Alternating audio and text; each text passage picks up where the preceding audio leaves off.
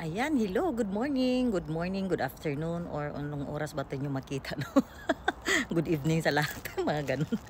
So, ito na nga, kakagising ko lang, no? Tapos, anong oras na ngayon? Kasi nga, wala tayong pasok today. So, bukas naman may pasok tayo. Kaso nga lang, napasilip ako dito sa ating garden. Kasi, psyching talaga, hindi ako sumisilip ngayon dito sa ating garden. Tapos, yung mga sili natin, ayan.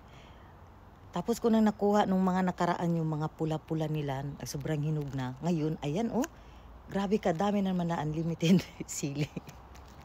So kumbaga, okay, hayaan ko na lang kayo muna dyan. Maghanap buhay kayo dyan, no? So tapos, natuwa lang ako kasi nga, 1 week pa lang tong tinanim ko yung aking mga garlic. Pero grabe, in fairness, ganun na sila kalaki oh. So yung garlic pala natin, no, tinanim natin sila dito sa lugar ng pinagtaniman natin ng mga sitaw. So ayan. So pakita kong alam muna sa inyo, tapos may plano din akong kuhanin yung kamuti nandoon sa ilalim ng ating kalabasa house kasi nga nagtry ako, nagitatsura ako doon, naglagay ng ating kamote. Titingnan ko kung mayroon ba siyang magkaroon ba siya ng laman. Ayun, puro ano-ano, no, Mario Joseph. So nga ipakita ko na. So ito na nga yung ating mga garlic, no. Ayan, nagtubuan na sila.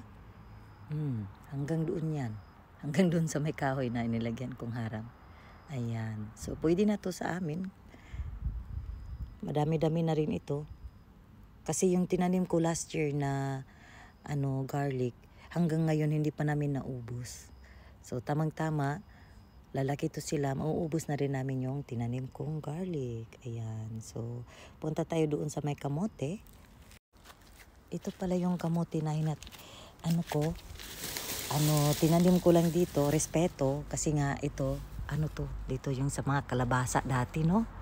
Tapos ayan, patula na lang ang naiwan. So next year, hindi na ako magtatanim ng patula kasi hindi naman kumakain yung wating ko ng patula.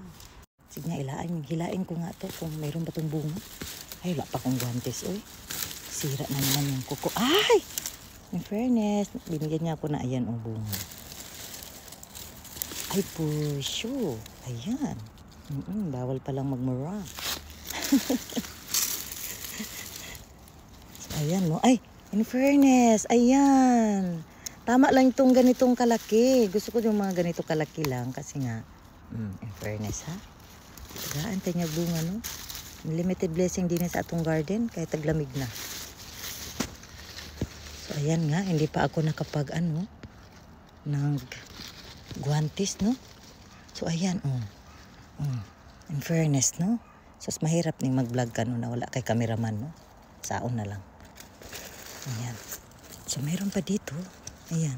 So ikakat na muna natin ito, no? Para makakuha tayo ng maayos. Nakakatuwa lang. Nakakatuwa tingnan yung ating mga tinatanim dito sa bahay. Ayan.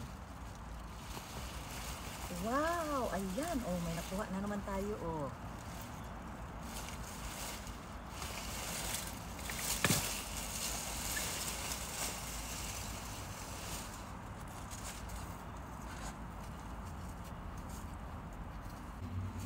So ayan, ito yung isang tinanim natin, no?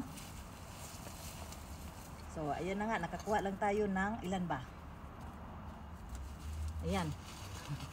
Nakakuha tayo 1, 2, 3, 4, 5. 5 kamote. So meron pang maliit pa habol. So doon na naman tayo sa kabilang puno. Ayan, katabi lang, no?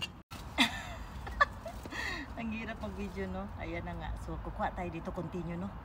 Kasi nga, ayan, kuhanin natin doon isang puno. Sana meron tayong makuha, no?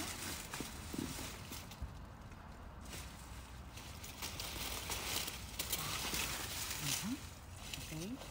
So wala pang, ay, meron na, lumabas na siya, oh. Ang haba. Ay, naputol. Ayan, isa. Sayang yung paprika.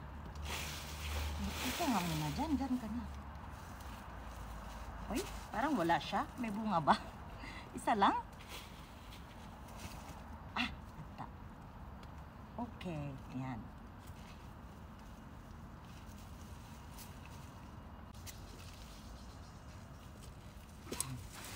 Kalot tagpan din eh.